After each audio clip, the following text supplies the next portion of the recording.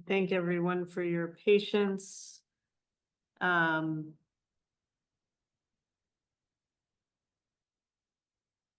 if you're able to just check your message in the chat.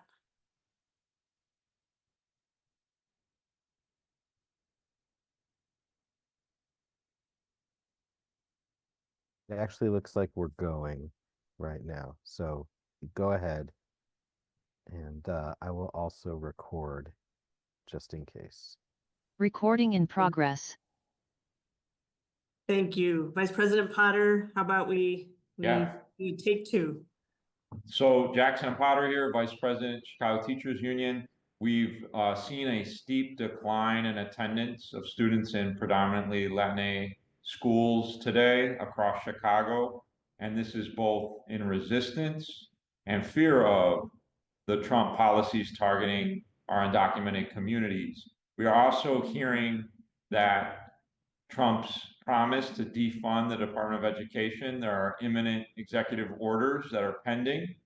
We imagine handing, the budgets and keys of the department over to Elon Musk could lead to all sorts of undermining of students with disabilities and the resources allocated by the feds to provide services that are legally required. We can imagine interference with Title I that serves our schools with the highest poverty, and Title IX that serves our students who are LGBTQIA and women and girls. So we are, very concerned and on high alert.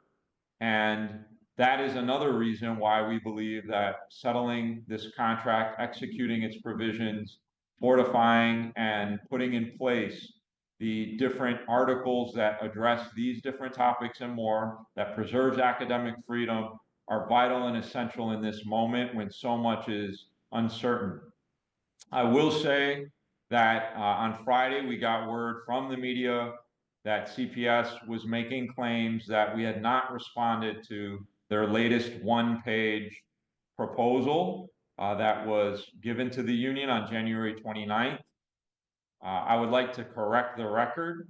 We have countered a number of those items in that one-page proposal, and we confirmed today with the district that 90% of what they've presented either was part of their very first initial comprehensive counter on September 26, 2024, or was the same as what they have given us before Christmas, or was part of existing language that's already in our current collective bargaining agreement. That is not a roadmap. That is a road to nowhere. It is a U-turn in some cases where there are items they have backtracked and backpedaled and reversed progress, such as in the area of assessments and the elementary day, improving it and providing more time for students to have extracurriculars, recess, lunch, SEL, access to art, music, etc., and giving more collaboration time to educators for creation of dynamic and engaging lessons. Happy to take more questions on that at the end, but in the meantime, I wanted to kick it to Anna, who is an educator on the Southwest Side at a high school. We are not giving last names or school names tonight because we do not want these school communities targeted or under more distress than they're already experiencing. Anna? Hi, thank you for having me here. So yeah, I'm on the Southwest Side, high school teacher. I'm currently teaching civics. I would say the fear set in for my students since January 20th when Trump was, when he took the loyalty to swear to uphold the Constitution. Right on that Wednesday, I remember that Wednesday, we had a huge drop in attendance. Like it was like huge in my classes, which I was aware that our attendance was gonna, drop a little bit, but I didn't realize how much it was going to drop. Even with the awareness that I was trying my best to bring about in my classroom of Know Your Rights. You know, I myself gave Know Your Rights training in my classrooms. I prepped the students. I let them know what was going on and how they can fight back with knowing their rights and whatnot. But yeah, it was a huge drop in attendance on that Wednesday. And then today, and actually going forward, there was drop. We have seen a substantial attendance issue for since January 20th at our school. And I do know as to my students, a few of my students whose parents are pretty worried and scared of about allowing their children to attend school, even though we've we've tried to bring awareness as much as we can to let students, teachers know that, let parents know that our schools are sanctuary schools and we will protect them and we will defend them. Our safety plan it's in the works. We have a great team at our school that is going to be preparing and knowing their role in terms of how to protect our how to protect our staff and our students and our parents as well. Today, I had minimal attendance rates, and if it's and I'm actually pretty. No, I knew that I follow social media a lot, so I knew here and there what was happening around the city and whatnot. But this is, to me, it's a way of also students, especially students, taking a stance and saying no more. This is how we fight back, and that's something we want to teach our students, right? Like, how do you fight back? How do you resist? How do you show folks that here I am? I'm not going anywhere. So, I had a few students ask me how I felt about it. And, I'm very honest with them. And, I understand why parents are concerned, and those parents who did send their students to school today, their children to school today. But, this is a form of resistance. And I really appreciate that many of our students took this initiative. Thanks, Anna. I'm going to kick it to Kobe, who is an elementary educator. And Kobe, tell us how things went at school today and how this might connect to the contract. Thank you, Jackson. So like Jackson said, I'm an elementary school teacher on the South Side, and my school is actually predominantly Black. I would say about 90% of our students are African American. And none of the almost none of the immigrant students showed up today. So that's a 10% drop in attendance. It sounds like a small number, but these kids are not just numbers. They're human beings, and they are members of sports teams. They are members of clubs. They're friends to the students who did show up at school today.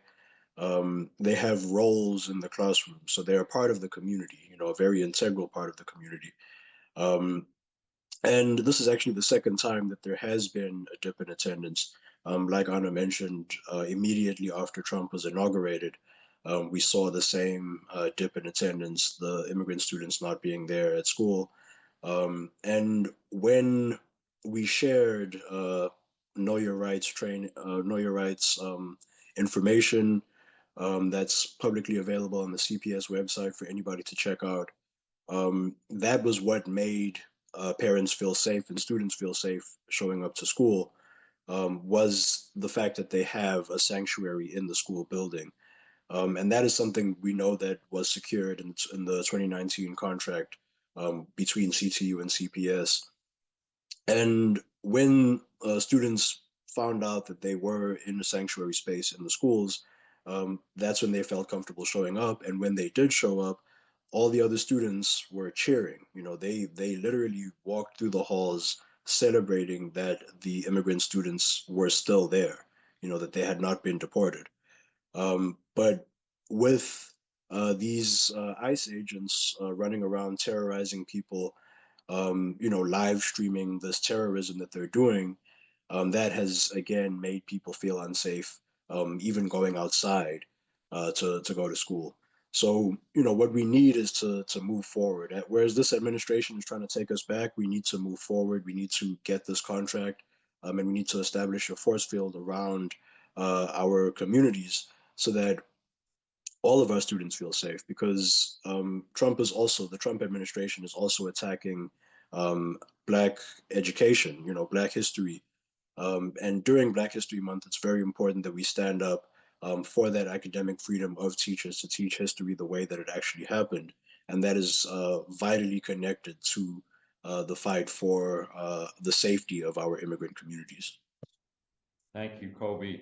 Last, Tomas, an educator at an elementary on the southeast side, will share, some of what happened at his school and its connection to the contract, both in English and Spanish. Thank you, Jackson. As Jackson said, my name is Tomas. I'm an elementary school teacher on the southeast side of the city.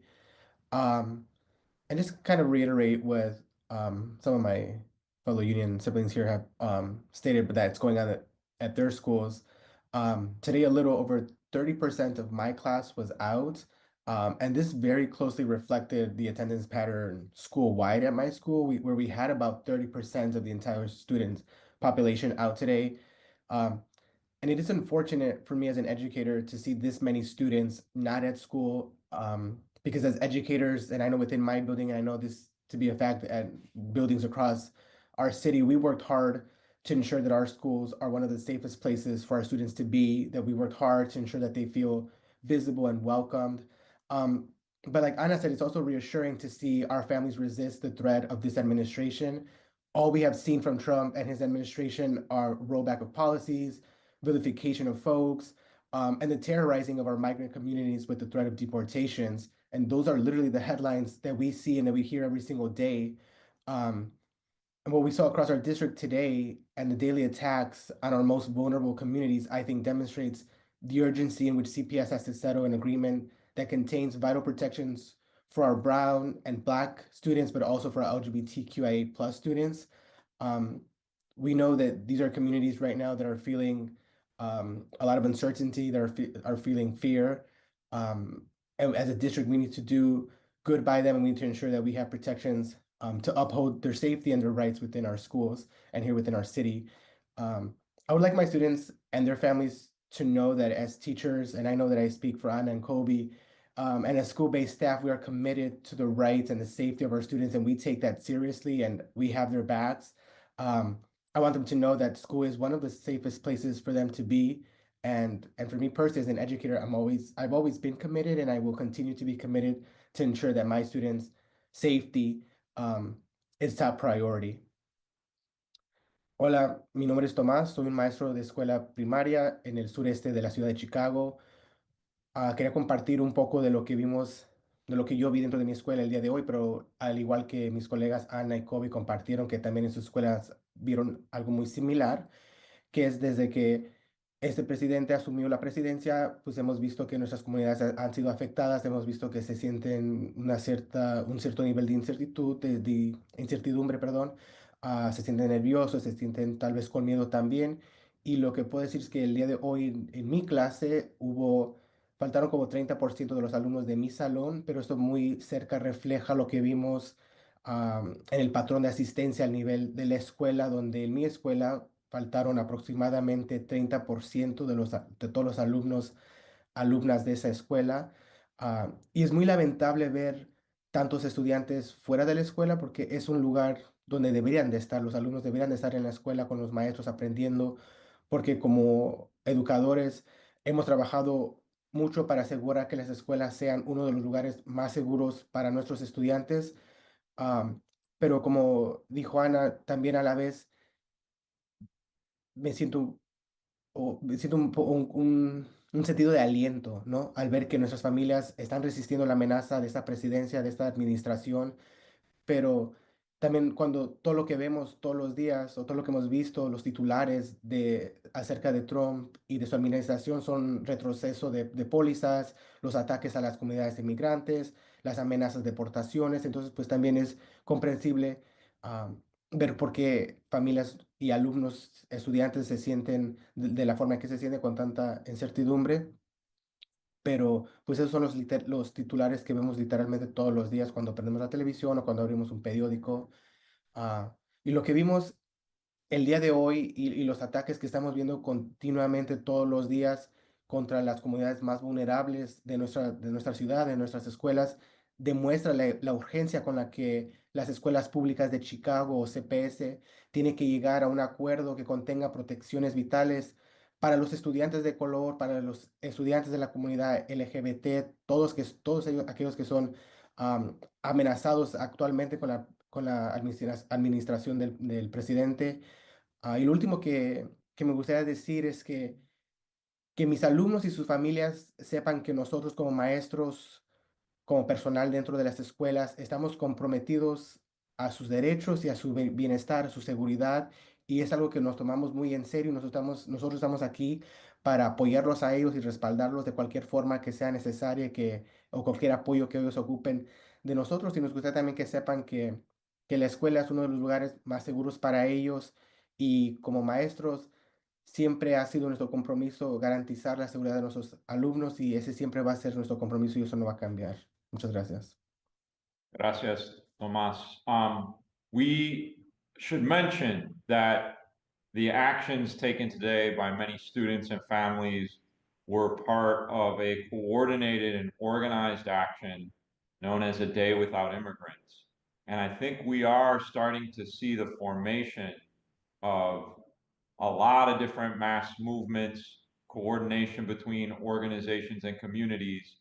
In 2006, when similar attacks were occurring upon our immigrant families from the federal level, it led to a 400,000 person march on May 1st in 2006. So I suspect we are starting to build that kind of capacity and response. Additionally, in order to protect our school communities, we have begun to offer more sanctuary trainings. We just had one on Saturday that a number of us on this call were part of, and we're going to continue to do that. Abby, I think there's some questions from the press. Rima's had her hand up. Absolutely. Rima, do you want to come off mute yeah, let me see here.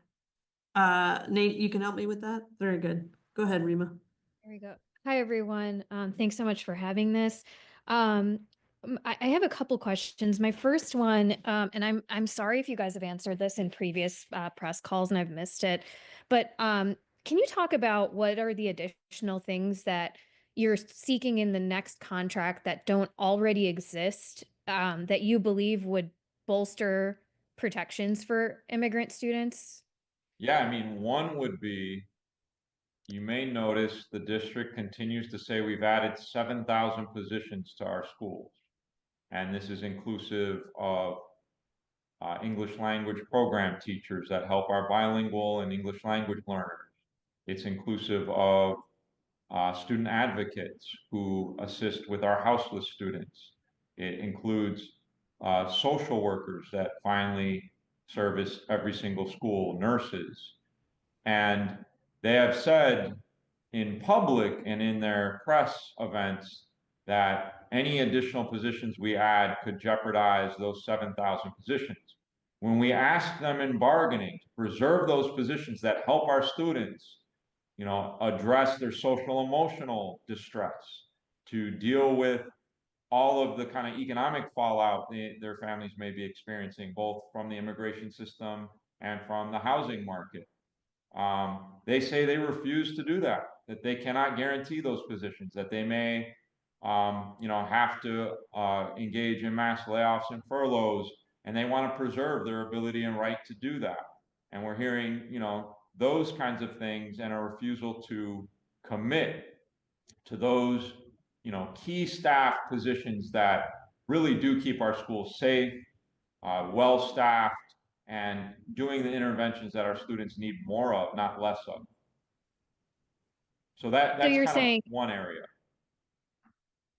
got it. And you're saying, just to follow up on that quickly, you're saying, you know, like when they say that in pressers, it's in the context of, oh, if we add even more staff, more than what we've already agreed to, then we'll have to, you know, we believe we'll have to lay people off. But it sounds like you're saying at the table that they're not agreeing to codify those current positions, just That's outright. right. We've Okay. asked, we said, okay, so we understand, you know, you don't think you can afford these additional staff, you know, long-term without additional revenue. What about the ones you always extol the virtues of? Will you, agree to maintain those levels? And we cannot get them to say yes to that. If they to Far. do that, Jackson, if they agreed to do that, if they were like, you know what, yes, let's put this in writing that we won't touch these 7,000 positions, would you all, how would you guys respond? Would you all say, all right, then we're taking our additional other staffing asks off the table? No, I mean, they've even agreed to a number of those additional staff. Within their one pager, they document that, there is some agreement on like additional tech coordinators and counselors and social workers. So we wouldn't say, remove those in order to have an agreement on some basic staffing protection. But certainly that would be a welcome development, and they should make that as a counter, and we've been asking them to. Got it. Okay. Eva, I did do you have have a one second additional question? question, but I haven't, yeah, but okay, I just want to make sure it's okay. I know I'm taking up a lot of airtime here. Just my last question is, I heard some, the teachers talk about the lower attendance. That's certainly something that we've been interested in, and we've heard also in talking to folks in schools just over the last week. I also heard you guys say that, you're also on one end appreciating the resistance that you're seeing demonstrated by kids and families who aren't comfortable showing back up to school. What would you say, what do you believe is the correct balance here to encourage kids to come back to school? Even if a part of you believes that this is, this is welcome resistance, like what needs to be done to make kids and families feel comfortable coming back to school, whether that be on the school or just CPS district level? Yeah, I mean, I want to say, like, we want students coming to school. We think it's one of the safest places for them to be, and we welcome social protests. That 2006 expression of, 400,000 people in the street, it resulted in the defeat of the Sessenbrenner bill, which would have criminalized being undocumented and supporting and assisting sanctuary provisions. So certainly we don't want that to happen. That would really harm all of our neighbors and school communities. But the district has been doing a fair job of working with us to try and address some of the holes in, what do we do if an ICE agent gets into a building? What would we do if, anyone from Department of Homeland Security attempts to apprehend parents or children at drop off or pickup? So these are, things that we wished we had never had to consider, that we are now having to prepare for. And certainly getting clearer protocols is going to be critical at creating the safest environment in what is already one of the safest environments. I don't know if any of the members would like to add to that. Can you hear me? Yeah, I mean, Yes. I would say just all across the city, ensuring that all our schools, our public schools, are creating or are enforcing their sanctuary teams. Right now, I think it's imperative that all across the city we are creating these teams that will ensure the safety inside the building of our students. So I think that's definitely something that I know a lot of teachers and staff are doing right now with all these trainings that were given by CTU, that are given by our wonderful, friendly org out there all across the city. I think that's number one, and number two, also as a principal, just ensuring that memos are being sent out, emails are being sent out to the parents, just like updating them about the safety and security measures. And we have a good principal who has communicated that with their family. And also just like within your own classroom, just being able to have that vulnerability to speak. I'm probably, I would say, a lot more vulnerable with my students than other teachers maybe, but just helping the students understand and feel that I am there for them, and that I am going to ensure as much as I can their safety and that I got their back, right? So that to me is imperative. And one way that I do that is through educating them about their rights. So I'm huge on that component of my in our classroom environment. What rights do you have? Let's test and let's role play and let's do this and let's watch some videos and what happens if this happens, kind of thing. Because I tell my kids, I don't want you afraid, I want you informed, because the best way to fight back is for you to be informed, right? And I always tell them, I am open to having your parents call me, give me a call, we'll talk about it, and I can tell them how safe that I feel within the building protecting our students. So that's me. Thank you. And if I can add something as well, to what Anna said, education is very, very important. We have to push back against the anti-immigrant rhetoric, which also doubles as anti-Black rhetoric. Like word for word, the exact same things that Trump and them are saying about immigrants are things that have been said about Black people throughout history in this country. So that's something that's very important, is to let our immigrant community know that they're not alone in this fight. The Black community, as much as we've seen these divisive news stories or people trying to amplify things that divide us, as whole communities, we are very much standing together and united by the fact that Trump is coming for all of us. So that there's safety in those numbers. There's safety in the fact that we have community with one another. Thank you, Kobe. Let's go to Sarah Karp for the next question. I have a few questions. Can you guys hear me? Yep. Okay.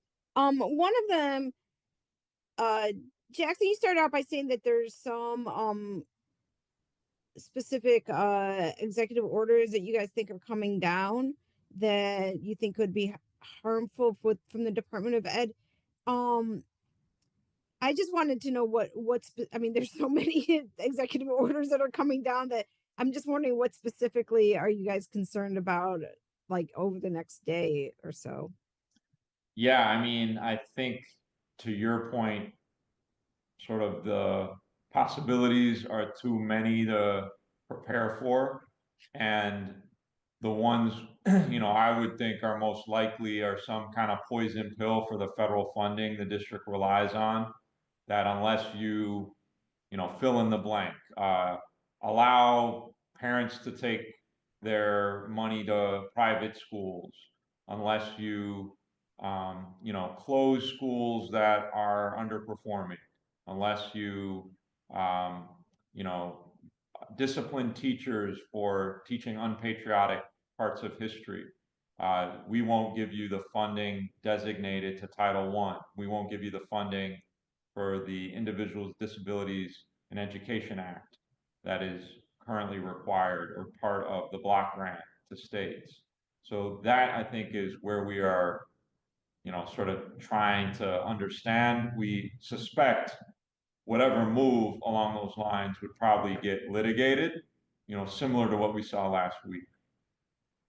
I was also wondering, for Kobe, do you work in a school that is majority majority not immigrant, or not ELL learners? Like are the immigrants in your school newcomers and sort of like part of the group that's sort of added to schools? Yeah, majority of them are newcomers, yes. They're newcomers, but I mean, so are the majority of the kids in your school, other than those kids, Black or white or some other? Yeah, majority of them are African American, yes. And I was just wondering, for your school, have you guys had good sanctuary trainings? Do you have partners in the community? Because I know some of the schools that didn't traditionally have high immigrant populations have not necessarily have those relationships with like the immigrant organizations to get the Know Your Rights trainings and things like that. We're building that. It's not like we don't already have very strong relationships with a lot of organizations because they're not based in the neighborhood. But there are organizations that are based in the neighborhood that are sort of being that sort of like connective tissue, getting other organizations involved. But it's, you know, it's taking time, but we are going to get those networks of communication active. Great. And the only other question I had for Jackson, so did I hear you right that you guys told CPS or asked CPS if there was anything new on that roadmap to a settlement that they offered on Friday, and they admitted that there wasn't really anything new? I mean, they were lifting up how important the, 2 or 3 things that are recent are on this roadmap, but they acknowledge that the vast majority, I used the percentage 90%, and they didn't, reject or contest that, was old. And And either, their very first proposal in some cases, like on subcontracting and special education, it's their very first proposal on 926, or on the grievance procedure or supply money. That's from 926. Or counselors and most of the clinician language, that's from 926.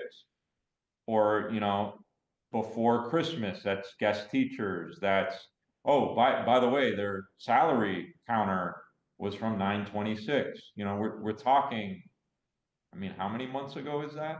October, November, December, over 4 months ago. So that's like a lot of time they haven't spent developing a legitimate response. yeah, so I mean, I guess what I'm wondering is what would you say was new? Because I was having a hard time figuring that out also. Yeah, And Jackson, that'll be, we'll wrap up after that Yeah. question. Thanks. their veteran educator piece is recent. Some of the language on collaborating around bilingual educator job duties, which we felt was really critical because it can be very confusing and not strategic or balanced, and schools that desperately need a good and strong division of labor to help our English language learners. So that's recent. The 2 IEP release days per year for clinicians is recent. That's pretty much it. Everything else is old. Yep. Wonderful. Well, thank you.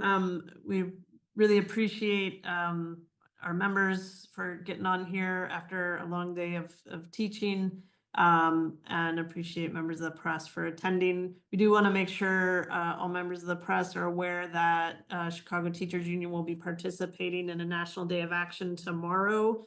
We are holding walk-ins at schools across the city.